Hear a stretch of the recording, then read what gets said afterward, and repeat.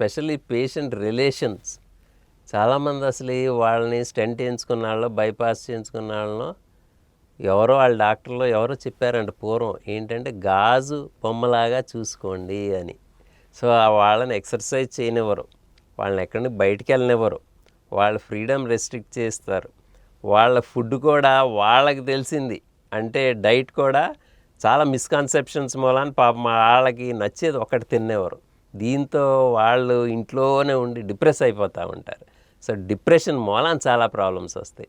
So bypass మీరు చూస్తే western కంట్రీస్లో మెయిన్ కారణం వాళ్ళు బైపాస్ ఎందుకు చేయించుకుంటారంటే వాళ్ళు స్విమ్మింగ్కి వెళ్ళే వాళ్ళు వెళ్ళలేకపోతున్నారు, జాగింగ్ చేయడానికి వెళ్ళే వాళ్ళకి నొప్పి వస్తుంది, అందుకని బైపాస్ చేయించుకుని ఆ జాగింగో ఆ స్విమ్మింగో ఏదో ఒకటి చేస్తారు.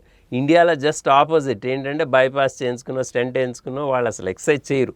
వాళ్ళు యాక్చువల్లీ వేరే వాళ్ళకన్నా ఎక్కువ ఎక్సర్సైజ్ చేయాలి. ఎక్సర్సైజ్ లాంటి టెక్నిక్ హార్ట్ అటాక్ ప్రివెంట్ చేయడానికి లేదు కాబట్టి వాళ్ళు అది వాడుకోవాలి. సో ఎక్సర్సైజ్ చేయటం అనేది స్పెషల్లీ హార్ట్ ప్రాబ్లమ్స్ ఉన్న వాళ్ళకి చాలా ఇంపార్టెంట్.